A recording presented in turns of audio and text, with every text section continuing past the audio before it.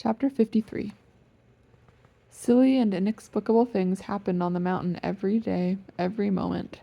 How could they not? Such as a garter snake unaccountably attacking a rabbit and not being able to get more than a snatch of the rabbit's tail in her mouth, and the terrified rabbit taking off at a high speed, with the snake bouncing along grim and addled behind the rabbit for a while, until the snake finally was dislodged and was cocky and sore for a week.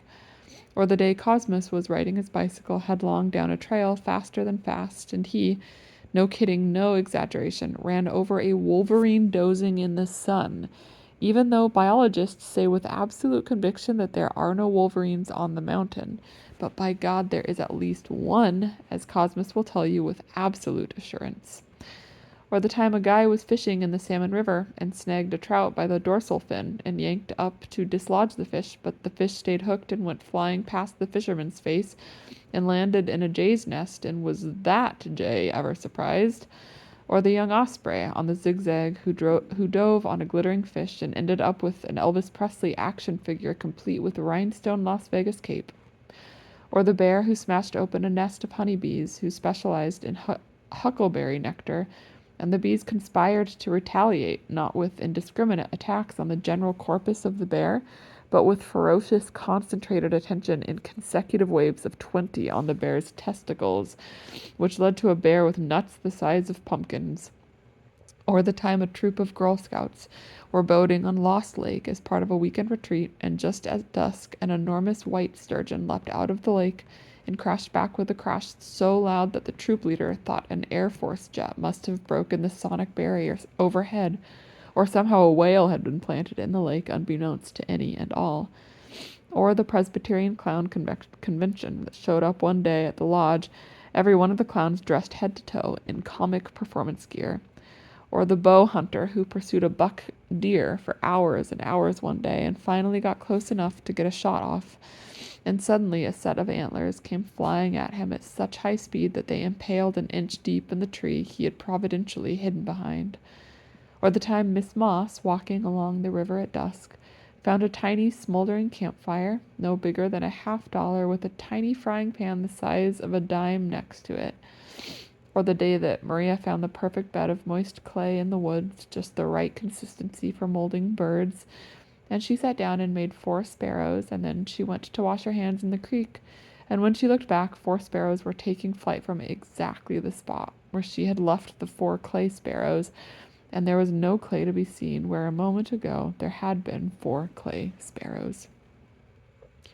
And deep mysteries, too, things that no one could ever explain, and in most cases no one ever knew or apprehended or discovered. A new species of snow flea mutating in a dark crevice on Joel Palmer's glacier. A blue bear born to 2 black ones, but alive only for a day.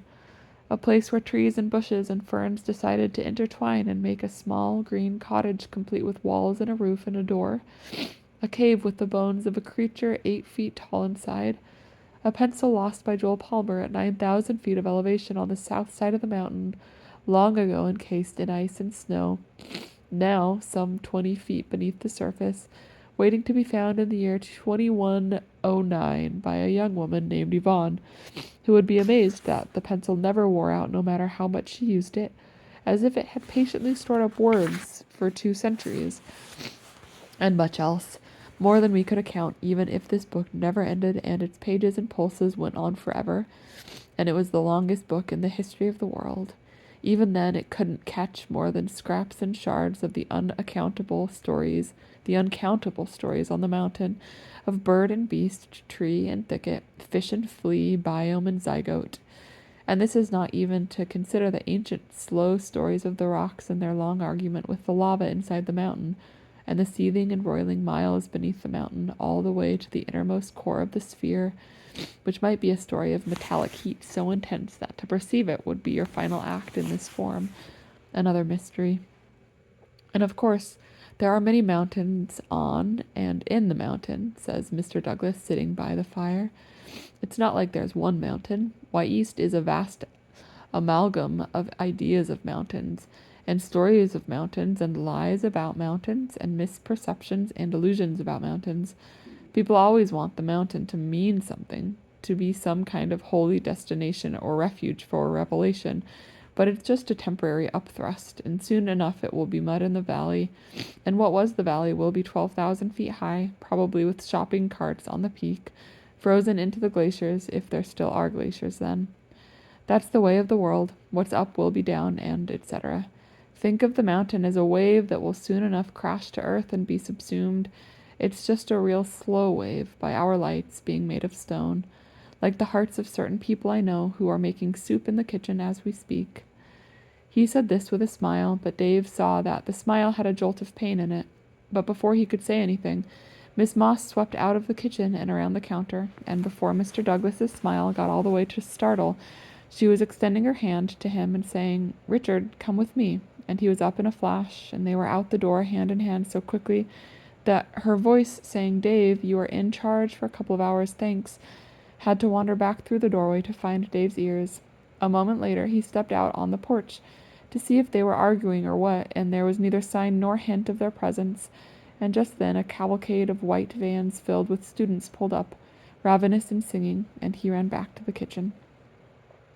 For a few moments Miss Moss and Mr. Douglas walked hand in hand through the woods where the path was wide enough, but then when it narrowed, Miss Moss led the way calmly, sure of the way, and Mr. Douglas followed closely, curious as to destination. As far as he could tell, they were walking toward the river, but he forebode to ask, and she declined to tell.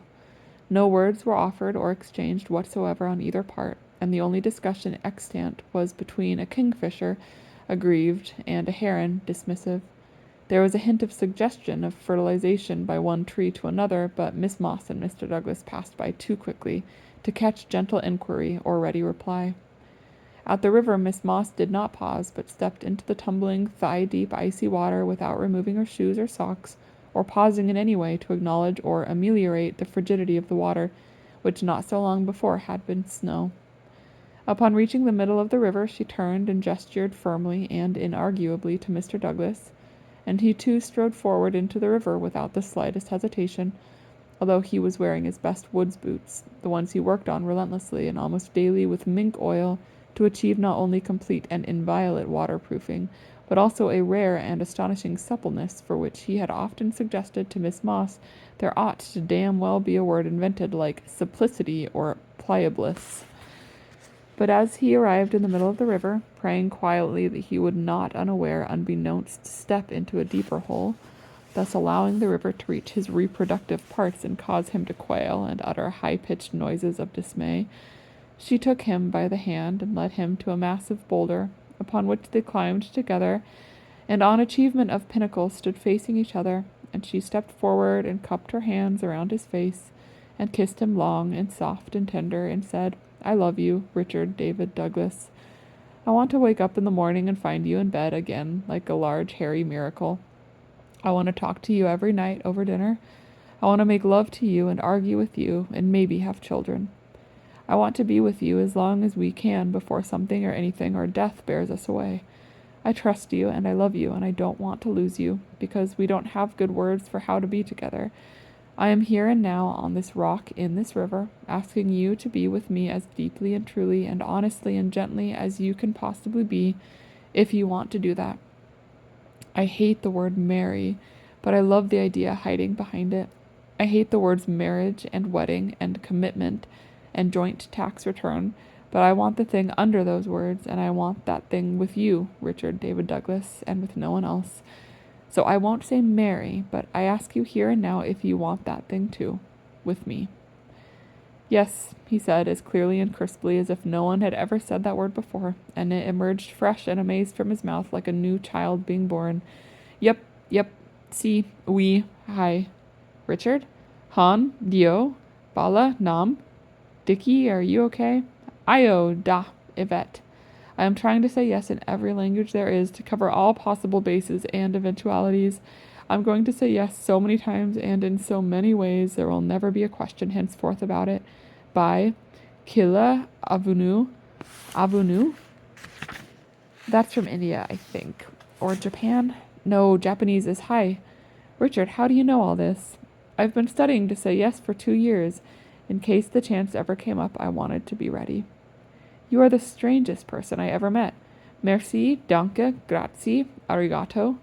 I love you more than I can say, more than I understand. Yes. We'll have to work out a lot of things. Yes. I am a puzzle and a conundrum and a thunderstorm. Avunu. Hi. That is so true.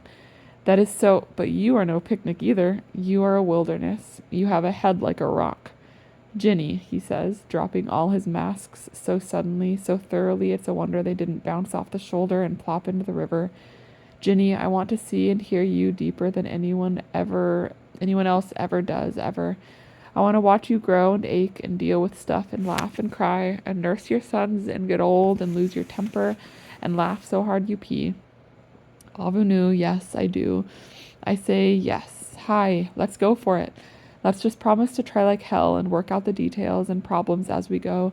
You want to try like hell too, Virginia Mary Moss? Yes, she says, and she starts to cry.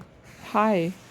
Hi, says Mr. Douglas. My feet are freezing. Let's go sit by the fire and kiss for the rest of the day.